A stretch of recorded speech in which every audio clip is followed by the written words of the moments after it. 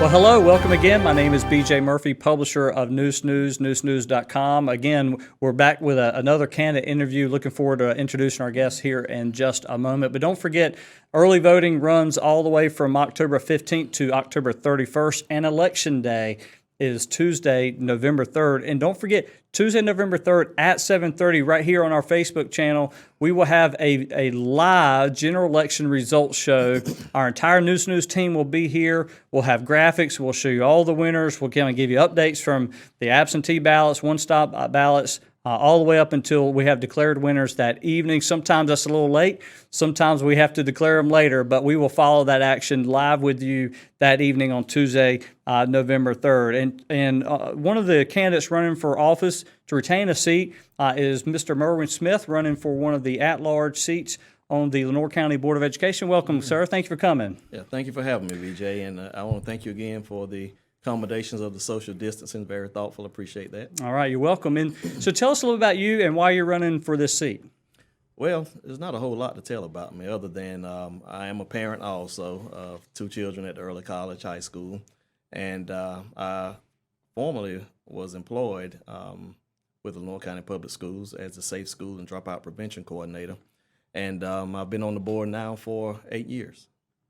So when you think about the school, when you think about challenges facing education today, certainly there are a lot, but what do you see as one of the number one challenges facing education in our district, and what are some of your plans to address it? Well, one of the number one challenges would be the equity in resources. And what I mean by that is making sure that every child has equal access to the resources. Mm-hmm. And one thing that we've done to address that, and we plan to continue to do, is by putting one-to-one technology into use in the school district. And we hopefully continue to do that as long as Apple offers it. And by one-to-one technology, what I mean is that every child in Lenoir County has an iPad, and that kind of sets the playing field a little bit more level than, back when we didn't. There were kids that didn't have access to the internet, and there's some that still don't, access to internet. And so they were a little bit at a disadvantage. But with the iPad and technology, they have the same, or should I say didn't have access to a computer, more specifically. But with the iPad, all of them have access to technology. And even those that don't have internet, which is one of the issues not only here in Lenoir County, but it's across the nation, broadband access, teachers can upload lessons on the iPad, and the students can complete those lessons without even having the access to the internet. So we think that's really helped in a lot of instances. Well, I had an opportunity to ask about rural broadband to both NC House and Senate candidates as well as the county commissioner candidates. So that was an interesting topic. And thinking about the county commissioners, do you believe that Lenoir County Public Schools receives enough funding from the county of Lenoir and from our state government? Well, I think the county of Lenoir does what they can, and we are very much appreciative for what the county commissioners do with us with funding. And I know that their budget is stretched just like everybody else's is. So we appreciate all the funding that they do give us. At the state level, I think we probably would appreciate a little bit more because we have a lot more things, especially in these challenging times with the COVID going on. I know we have PPE money and CARES Act money, different things, but as I read today in one of the National School Board Association letters that they're asking for more money because the money that they allotted in the CARES Act was for a short period of time. So we would love to have more money at the state level, but the CARES Act comes from the federal. So we would appreciate the federal sending more to the state so they could allocate more to the districts. I understand. And, thinking about COVID and its impact on education, we know at some point our teachers and students will be back in school 5 days a week. Not sure when, but we know that will happen. What parameters or benchmarks do you believe are necessary in order to feel comfortable making that kind of decision? That's a bit of a tough question based on where we are. But I think one thing that we have to look at is to make sure that while we're in this hybrid plan, that all the protocols are followed, all the PPE that we need is in place. And maybe the benchmarks, possibly, but not for certain, will be where we are with the virus as far as how many students, since we've opened, have been infected with the virus, or how many teachers have been infected with the virus. Have we had to close down certain classrooms or schools if that would have be necessary? But it's hard to say which exactly benchmark that we will look at, and certainly we will look at what's going on with the CDC and some of their recommendations, and what's going on here in Lenoir County as far as the cases are still going up or if they're starting to decline, and that's a big impact that we may have to look at as well. And think about Lenoir County as a whole. Who do you consider as stakeholders with Lenoir County Public Schools, and how, I guess, how heavily do you weigh each of their opinions and how you make your own decisions? Well, everybody in Lenoir County, I believe, is a stakeholder in the school system, whether they have a child in the school or whether they don't. If they don't have a child in school, they may be a grandparent, or aunt, uncle, or whatever. But everybody is a stakeholder. But we definitely have some real players that are stakeholders. First of all, our parents are our largest stakeholder, I would say. But then looking back at the Lenoir Community College, they play a big, huge part in what we do with our early college and even with the college classes that the students are able to take while they're in high school, and even some of the programs with Spirit Aerospace.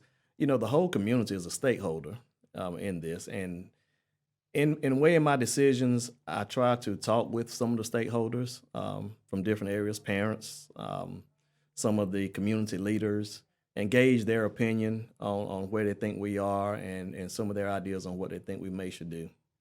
All right, and give us, if you don't mind, maybe like a closing argument on why folks should support you in this reelection bid, and any other thing, how people could contact you, anything you'd like to end with so that our folks watching or listening at home can get in touch with you or learn more about you. Sure. Well, thanks again, BJ, for having me on the show.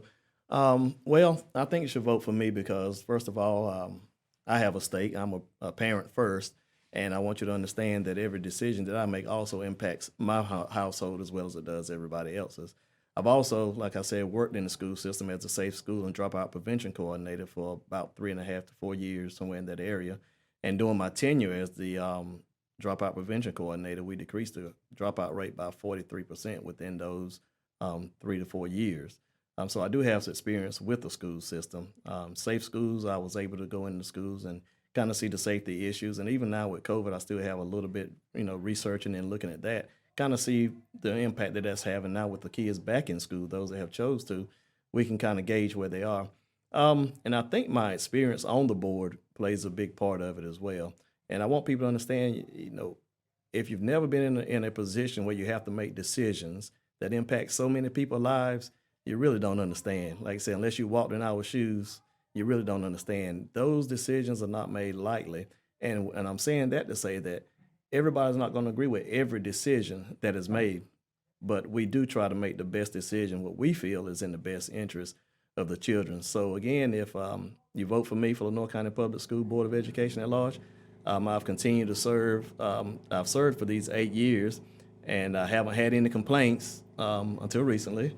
But we think we've done a great job, and I want to continue to push forward the things that we have in place now with the school system. I think that we've done some great jobs in our hiring process. I think we've hired one of the best superintendents in the state, and he's proven that by some of the accolades that he's recently received. And I think with that, we've also hired him a great support staff, and our assistant superintendent and associate superintendent. I think that they together have employed some great people at the central office. So I think we have a great team that we put in place, which is one of the functions of the board, is to hire. And I think we made some great hires. And I want to just continue to go with the progress that we've done since we've been here. We've also now are one of the #1 state districts in the state for digital learning. If you look back a few years ago, we were low performing in a lot of schools. And we've turned all those schools around with some things that we've implemented. We do board retreats. I think that's been great. We have retreats with the county commissioners and things that, and I think all those things that we put in place, I want to keep those going and keep that continuity going. But again, we are one of the leading districts in this state now, when other districts are coming to our district and asking, what did you do to turn the school system around? You all were low performing at one time. What have you all done? And I think a big part of that is those of us that are on the board work collaboratively, and we definitely support our superintendent with those things that he's brought forth to us that will push our district in that area. So I look forward to just keep what we've got going and continue to push Lenoir County Public Schools to the top in the nation. All right. Well, thank you, Mr. Smith. Appreciate you being here. Also, thank you for your willingness to serve in the past and maybe even into the future. Thank you for doing that.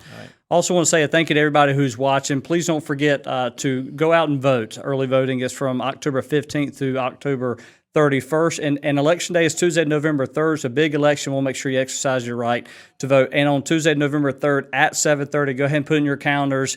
Our entire Neuse team will be here live from our studios, broadcasting the election night results for Lenoir County, for our state, and even our nation, some of those hotly contested races. So we want to make sure you watch us. And look, also, if you haven't already, subscribe to our free newsletter. It's in your inbox every morning at 7 a.m. It's free. It's 7:01 for me. And basically everything that's in there are the top stories of the day. And you get that every morning from us. And also, we have a breaking news text alert system. Just text the keyword NN to 484848 to be a part of that. And as always, you can find us at neusenews.com. Again, thank you, Mr. Smith. All right. Thank you. And thank you what you do here at Neuse News for the community. Appreciate that. Appreciate it. Have a good day. And thank you, everybody, for watching. See you on Tuesday, November 3rd at 7:30 p.m.